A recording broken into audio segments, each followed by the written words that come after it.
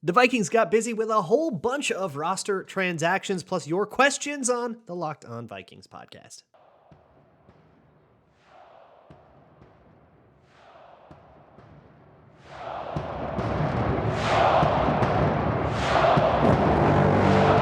You like that on 3, 1, 2, 3, you like it! You are Locked On Vikings, your daily Minnesota Vikings podcast, part of the Locked On Podcast Network, your team every day.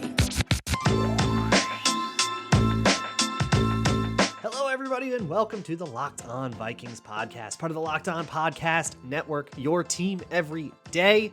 Thank you so much for making Locked On Vikings your first listen of the day each and every day. As always, I am your host, Luke Braun, and let's find some joy today. You can find this show wherever you find your favorite podcasts, whether it is a regular podcast app like SiriusXM, perhaps, or YouTube or Amazon Fire or Roku. Just download the Locked On Minnesota Sports app. This episode of Locked On Vikings is brought to you by eBay Motors. A championship team is about each player being a perfect fit, and that's the same with your vehicle. So for parts that fit, head to eBay Motors and look for the green check. Stay in the game with eBay Guaranteed Fit. ebaymotors.com. Let's ride. eBay Guaranteed Fit, only available to U.S. customers. Eligible items only. Exclusions apply. Boy, we got a lot of work to do today. The Vikings had a lot of work to do as well. They made a bunch of adds and a bunch of subtractions to various parts of their roster. So we have a bunch of guys to get to know, but we also have Twitter Tuesday, and that means I am taking your questions.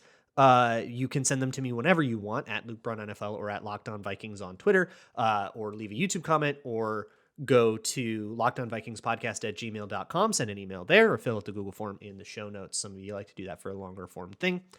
And actually, the first question was asked this morning before any of this stuff happened from Mitchell Dykstra, who asked, what do we know about the player who will fill the last roster spot pending the passing of a physical? So it was kind of funny how this played out.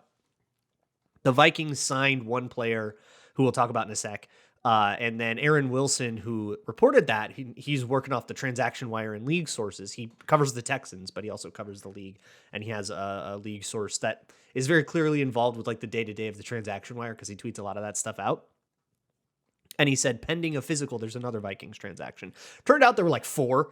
So I don't know which one was the one with the physical. However, I guess let's start with that. So Chris Reed is on the non-football injury list, and Andre Carter is on the physically unable to perform list.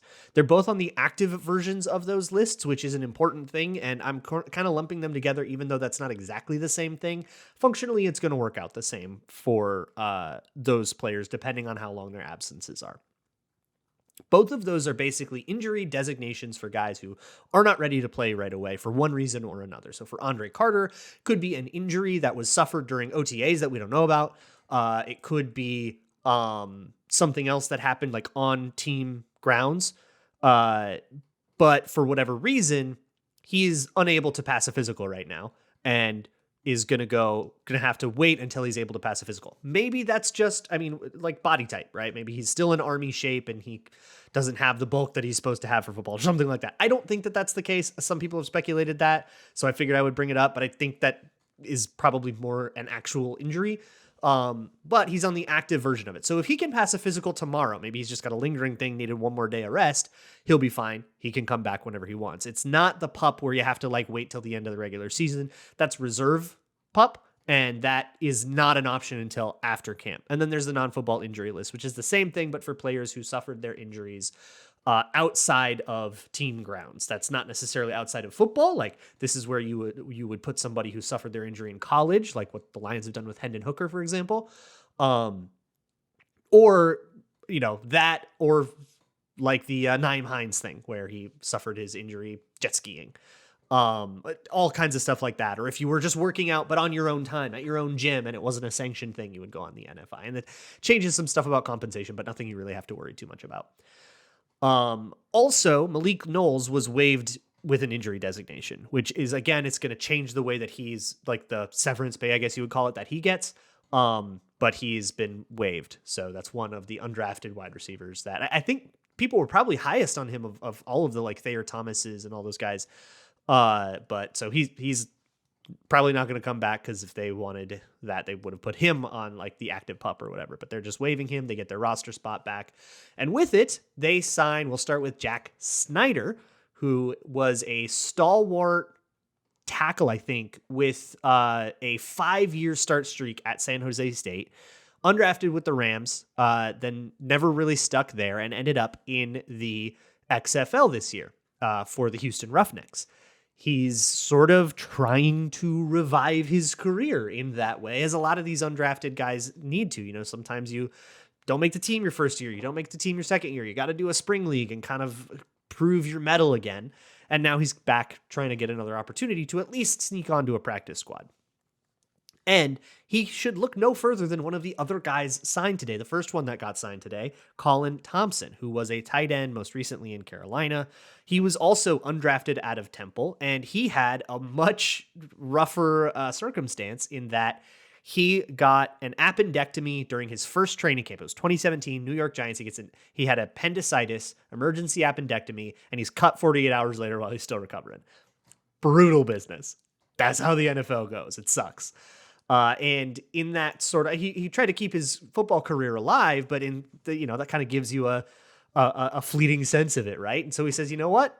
I'm going to start some media things. And he actually starts a show called the Not For Long Football Podcast, which is great, right? Not the Not For Long League, which he still does, even though he actually went most of that season without a call.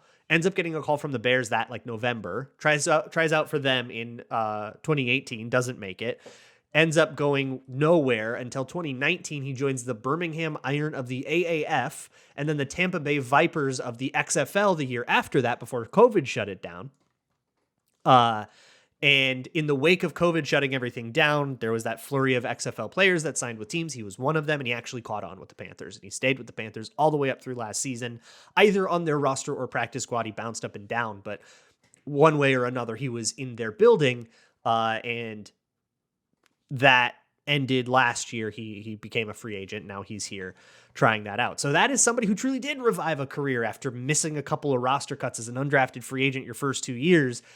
That, whether it's your fault or not, or the fault of your appendix, that's going to kind of ruin your career 99 times out of 100. But sometimes a guy bounces through the XFL and makes it. So we've got a couple of guys, one that did that and one that's trying to do that. And then the other guy that the Vikings brought in is Bobby Evans, who they actually brought into the practice squad late last year after Blake Brandel and Brian O'Neill had gone down. He's another tackle. He was a third rounder in 2019. He was part of that Oklahoma offensive line that everybody was so excited about after they had blocked for Kyler Murray and Baker Mayfield before that.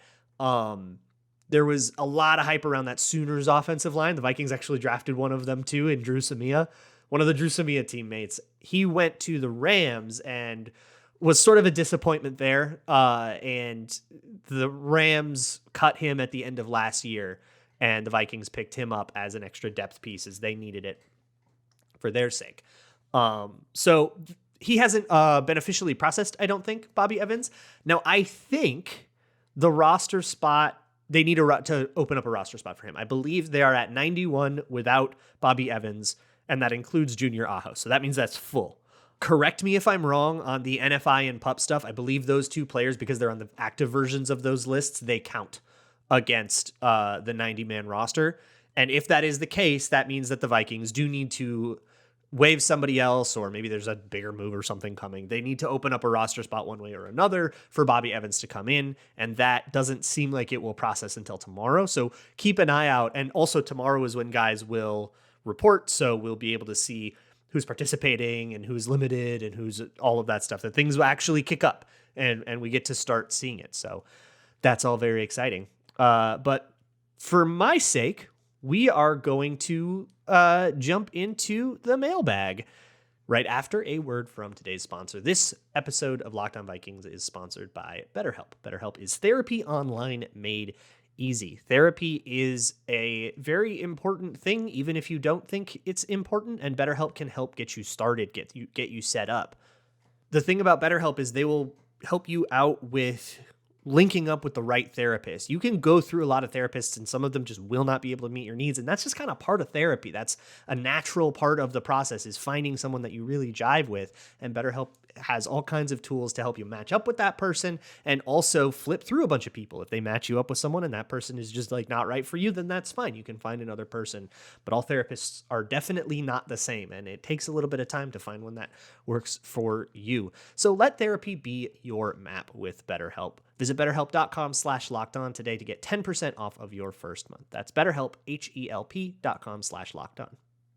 Moving right along with this now Twitter Tuesday episode of Locked On Vikings podcast. We had our mailbag eaten into a little bit by all of the news around the Vikings roster. They made like 6 transactions. But we'll continue on. Ken Wongwu Enjoyer says, since we just signed a podcaster, we literally signed Colin Thompson is a card carrying podcaster. Since we just signed a podcaster, if you played football, what position would you play? I want to say I've answered this on here before, but I can't remember if it made it to air or not. But when I was a kid, I would always run around. My dad would throw me the ball a lot, and I wouldn't throw it back a lot. So when I was a kid, I was a receiver, and I was faster than I was strong for sure as a kid. So I probably would have played receiver if I played football. Unless you want the real cop-out answer, like I would have been a kicker or whatever. But if I actually played something, it would have been receiver. Either way, if I tried to step on a football field right now, I would probably just like disintegrate when someone looked at me. So it's a moot point. Skull Analytics asks, who will be the Vikings week 1 starting corners or safeties, and what aspects of each DB's game should we be watching in training camp for signs of improvement? So I can't go over every single person here. I actually furnished Skull Analytics with with like an hour and a half of Patreon content on this question. Because I've done a bunch of videos on a bunch of players. But where we're at right now, you have Andrew Booth versus a Caleb Evans for an outside corner spot. Mekhi Blackmon seems to have a handle on the nickel spot going in, and will rotate with like Josh Metellus depending on what package they're in. And then other guys will maybe vie for that, but it seems like Mekhi Blackmon kind of took that in OTAs, and then you got Byron Murphy, of course. So with Mekhi Blackmon, what I want to see is footwork. I want you to look for back pedals. If he is backpedaling and then like doing a good job of driving on a ball or driving on a receiver when he breaks down, that when I break down, you break down is what I'm looking for. Especially if he gets any reps against like Jefferson, if they put Jefferson in the slot, they see him, or if he rotates to the outside, and it seems like there's a little bit of rotation everywhere. So that's all happening. So for Blackmon, I'm looking for that backpedal. I did not see enough of that backpedal at USC. A little bit too much shuffle, a little bit too much being cutesy with it. I just want to see him backpedal, plant, and drive, and see what he has from there. For whatever reason, USC didn't have him do it, and I can't really know if it's because he didn't have that pitch or just because USC was running a weird defense. Sometimes that happens, like with Justin Jefferson being slot only in college, right? That's the lesson we learn, is don't assume that because they didn't do it, they can't do it. Maybe that was just USC being weird. That's him. For Andrew Booth, I mean, there's just a lot of stuff. I need to see him be under a lot more control, I guess is the way to put it. But you should watch patreon.com/LukeBrownNFL. You should just watch that video. And I think that a Caleb Evans is a safer fallback option. So if he ends up getting the start, I'm not going to cry about it too much. But I would like to see someone maybe jump up and really take that job by the reins. Maybe that guy is Evans.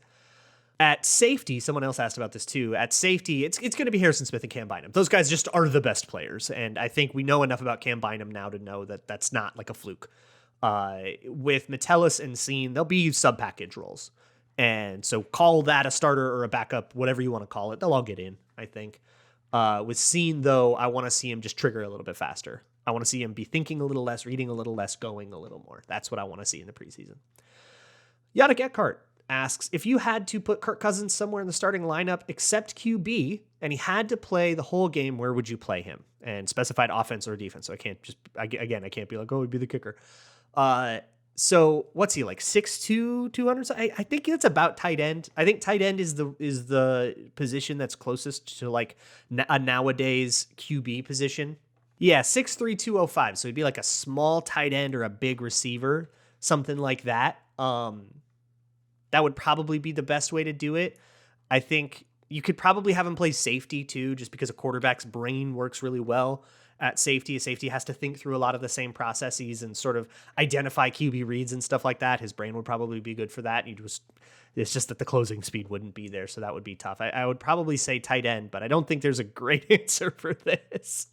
Thai Soup asks, a lot of chat on Kirk constantly being at the top of the most hit QB list. Yeah, the Netflix thing really highlighted that. Who owns that stat the most, him or the O-line? I'm going to push back on you a little bit. I think trying to divvy up blame is a fool's errand. It is both. It will always be both. It will never be anything but both. We could call it 60-40 one way or another. That probably is a better question to ask on a play-to-play basis is, okay, whose fault was this one? Whose fault was that one? But over the course of a season, everybody's going to get their licks and everybody's going to screw up a little bit. So it's always going to be both. And when a QB gets hit, the best way to do this is to look at that play and say, which one do I blame that on? And if you want to tally all that up, that's great. There are some services that do that, but that's always going to be a subjective question. There are some times where that question is just not that easy to answer. And I think there's a fun to that. There's a fun to the puzzle of, okay, whose was this? Whose was that? But from one play to the next, the answer to that is going to change all the time. Brian Scheel asks, what may have been the expectations of coaches for rookies between the final OTA and the beginning of training camp? I assume they were supposed to continue working during the NFL dead times. In other words, what competence should rookies have at the start of camp? So you want to know the playbook a little bit, right? Like if you're messing up your plays, which at the NFL level, you'd never see that. At lower levels, you'll see someone come in and like not know the plays or something like that. And you know they didn't do their work. But really, it's stay in shape, be healthy, don't get into trouble, right? That's the hope. So if you show up in good enough shape and you've learned the playbook such that you can keep up with installs on extra wrinkles, I mean, training camp at the NFL level goes at a breakneck pace. So you have to be familiar with the basics because they're not going to come in and install basic stuff with you. They'll run basic stuff in the preseason because they don't want to tip their hand. And yeah, you want to drill the basics. But they're going to come in for the walkthrough and say, okay, and now we're going to do this with CJ Ham lined up at tight end. And you better know what we were doing originally. Otherwise, when we start throwing wrinkles in, you're going to get even more confused. So that's really the expectation. And I think that that's something that we can take for granted most of the time. And if it's not happening, then that's something to remark on. Patrick Scheid says, we targeted Josh Oliver at tight end. I understand his blocking, but how does this play a key role in this offense? I assume you mean his receiving. So if you think about it, because of his blocking, he'll be in on a lot of run plays, right? And because he's in on a lot of run plays, he'll be in on a lot of play action plays. He is going to be the stick route, quick little arrow, quick little flat route kind of guy, the leak, whatever. Or not the leak, because that's a deep route, but the flash, that's what I'm talking. The flash route, which is where if you run a play action that boots toward the strong side, toward the tight end that just runs along the line of scrimmage, he just fakes a quick block, he flashes a block, and then he just kind of runs to the outside, and he's the check down. That's what it is. So Josh Oliver as a check down, hey, he's good enough, right? He was better as a receiving tight end than he was as a blocking tight end when he came out of college. Blocking is something that he sort of learned and mastered in Baltimore. So it's not the worst. I mean, he's not like this total, like I think of like David Morgan, where David Morgan was so slow, he just was not viable as a receiving option. And he just had to be only a check down. Josh Oliver can run a reasonable route, but it's the kind of routes you ask tight ends to do.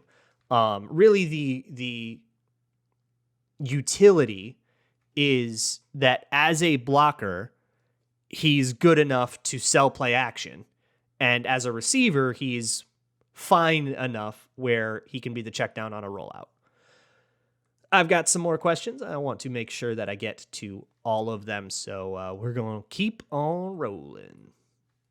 Moving on with this Twitter Tuesday episode of the Locked On Vikings podcast, Peter Larson asks, are you personally surprised that none of the Justin Jefferson or TJ Hawkinson contract extensions have happened yet, or do they actually have to physically be present in the building for those to get done? So no and no. I'm definitely not surprised because it is very typical for these to get done after these guys have gotten to the building. Sometimes it is helpful to hammer out the last details when they're there every day. Plus, maybe you're just waiting to do the photo shoot or whatever, but there's a convenience factor to that can sort of spur things along if they've hit a snag.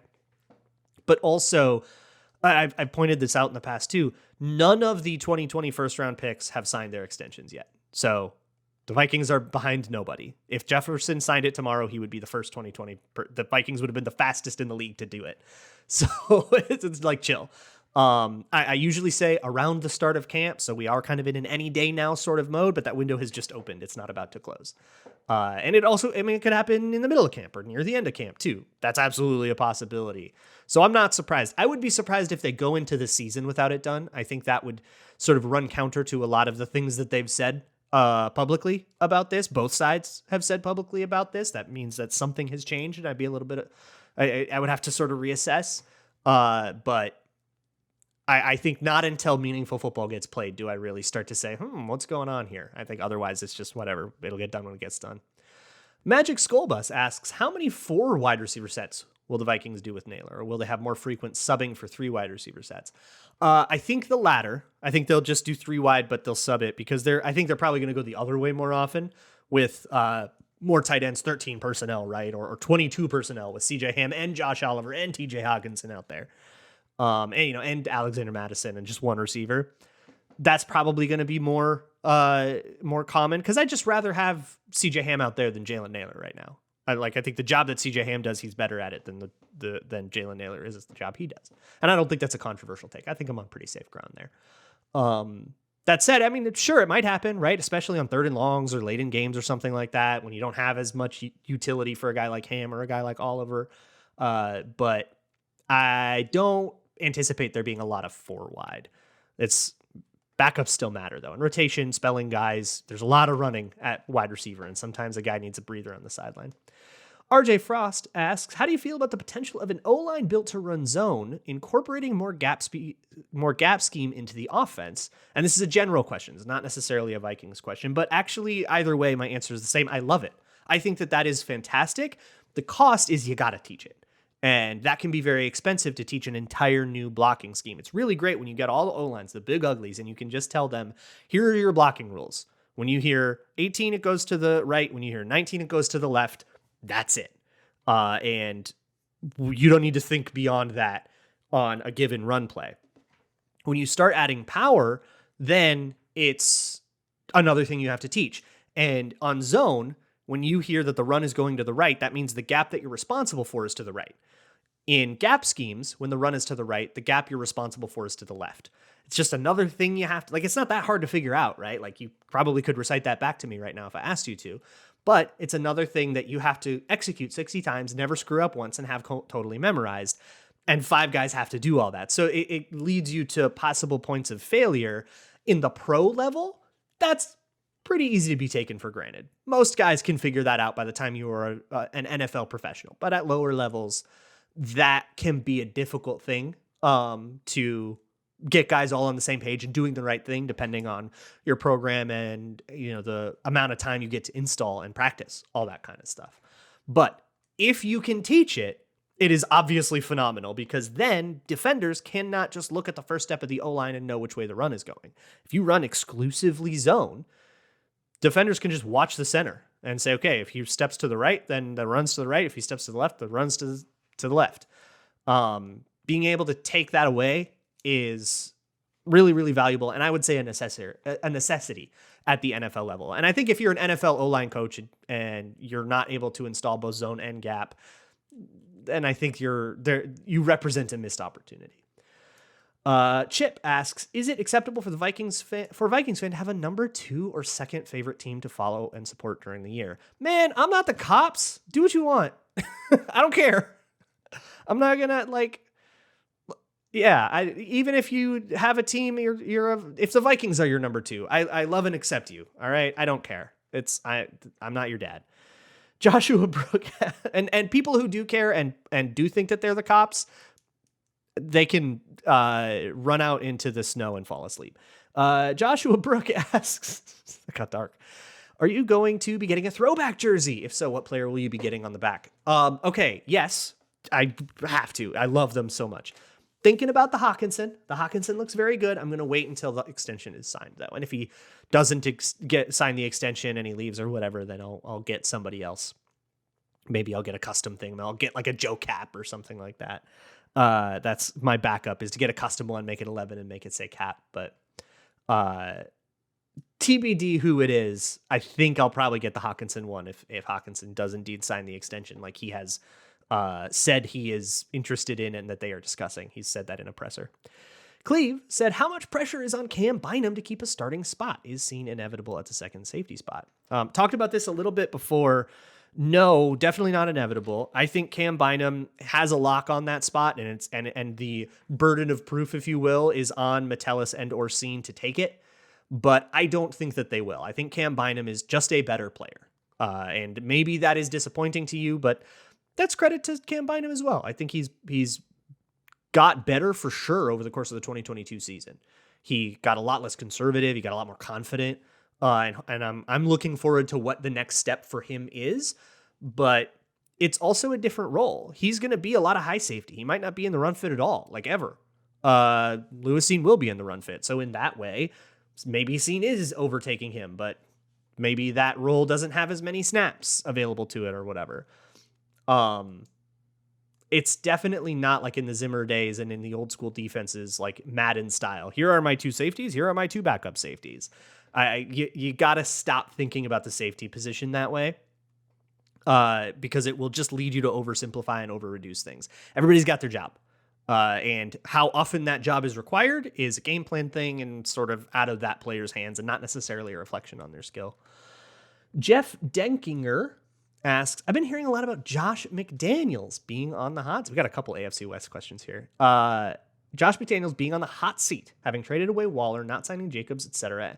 My question is, how much say does a coach have in these matters, or is this a scapegoat situation? Sometimes it can be a scapegoat situation, but I think that usually when it is a scapegoat situation, it's a little bit more sinister than that. That usually means that there's some kind of politicking going on, like with Brian Flores in Miami, right? It's different everywhere. Like when Zimmer and Spielman were at their peak, they did everything in total tandem. They were on the same page with everything. Some places it's, you give me your recommendation, I'll listen to your recommendation, but I'm the ultimate say. That's kind of where Kwesi is. He'll listen to everybody. He'll listen to the janitor, but ultimately it's his say, and he still understands that. And in some places it's, if it's Jerry Jones, he's judge, jury, and executioner. Good luck getting into his office. I mean, then it's he'll do whatever he wants. So it's different. I don't know what the dynamic is in Las Vegas right now, but I think if you want to evaluate a head coach, I think there are other things you can look at. You can look at adjustments. You can look at how different that team looks from week 2 to week 12 in terms of what they're running and in terms of, sometimes you get injured a whole bunch. How did you adapt to that, right? If you lose a really key player, did you just kind of keep running the same stuff to no avail? Did you change everything and find a way to win? Did you have to cover that player up by having a guy chip next to him or something? What adjustments did you make? And then, of course, on the margins, there's stuff like, did you take the timeouts correctly? Did you do fourth downs optimally? That kind of stuff is sort of more of a marginal thing. Casey Koulas asked, why does Kirk get blamed for 4th and 8, but Justin Herbert gets a free pass for blowing a 27-point lead in the playoffs? Okay, a couple things here. I don't know if Justin Herbert's getting that much of a free pass. There's definitely a contingent of Justin Herbert haters that don't think he's the real deal and want to see him actually show up in the playoffs. This exists, so worry ye not. But I also think that there's a fundamental difference there in that one, you're talking about a game result and one, you're talking about a play.